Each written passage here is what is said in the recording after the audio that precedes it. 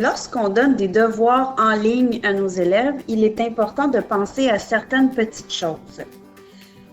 Je vais vous montrer 3 devoirs différents, des devoirs qui comportent plusieurs petites difficultés, entre autres au niveau de la mise en page. Par défaut, un élève ne peut pas modifier son devoir. Il doit aller en haut, cliquer sur « Modifier ce devoir ». Il a la possibilité de l'ouvrir dans l'application de bureau, s'il l'a téléchargé, ou dans le navigateur. C'est toujours plus simple d'y aller par le navigateur.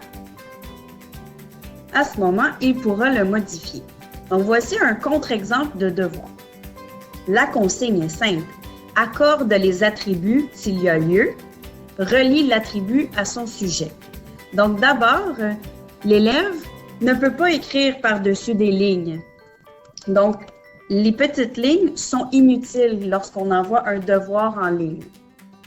Deuxième conseil, relier des éléments en ligne, c'est beaucoup plus complexe. Donc, il faudrait penser à retravailler la consigne de relier par des flèches. Ça devient plutôt difficile. Le Word dans le navigateur ne permet même pas de créer des images, donc de créer des flèches, par exemple. Donc, l'élève est un petit peu mal pris dans ce cas-ci. Deuxième contre-exemple. Donc, l'élève ne sait pas nécessairement comment faire des crochets. On pourrait lui demander peut-être de faire des parenthèses au lieu de faire des crochets. De plus, l'idée de devoir demander d'écrire au-dessus de chacune des phrases est très compliquée. Voici ici un exemple de devoir qu'on pourrait remettre à un élève. Tout d'abord, c'est un devoir en Word, comme tous les autres documents d'ailleurs que je vous ai montrés. Par contre, celui-ci est différent des autres. Les zones de texte sont bien définies. On n'a pas besoin de faire des encadrés pour que l'élève écrive. L'élève a la possibilité d'écrire à droite de la question ou en dessous de la question.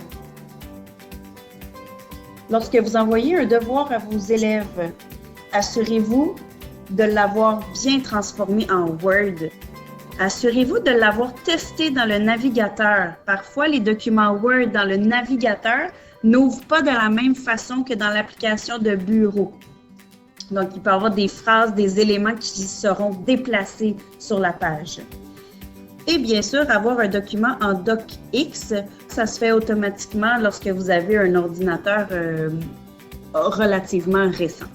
Si ce n'est pas un DocX, il est possible que l'élève ait de la difficulté à l'ouvrir.